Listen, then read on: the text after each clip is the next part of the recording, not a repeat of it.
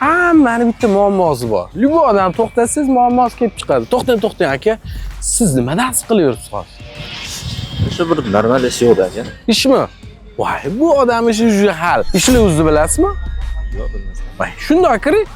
O'sha bir pasda ish topasiz. 3 milliondan 20 milliongacha ishlarni har kuni joylab borishar ekan. Endi Rossiyaga yoki chet elga borish shart emas ekan. Nimalar boshlab qo'ydinglar, mazza ekan-ku.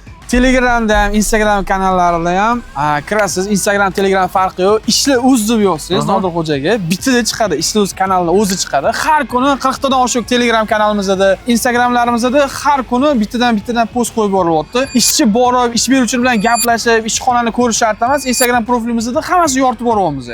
Ishxonani o'ziga borib, obzor qilib ko'rsatib beryapmiz ishlarni aka. Ishchilarimizda 10 tadan oshiq ishsiz ishlarni qo'yib boryapmiz aka. Rosa tanishim ish bormi? Qayerda ishlasam bo'ladi? Oyligi yaxshi bormi? deb rosa so'rashadi. Bo'ldi, ishlar o'ziga kiring deb yuboraman. Tamom ekanda. Agar hoji aka siz katta kompaniyalaringiz bo'lsa, do'konlaringiz bo'lsa, qanaqadir biznesingiz bo'lsa, ishchi kerak bo'lsa ham, aynan sizga kerakli xodimlarni ishlar o'zidan topsangiz bo'lar ekan. Hozir kirib podpisatsiya tashlab qo'ying. Rostdan hozir kunda eng kerakli narsa bo'pti. Endi siz ish qidirib yoki ish qidirib yurishingiz shart emas ekan. Ishlar o'z aynan siz uchun.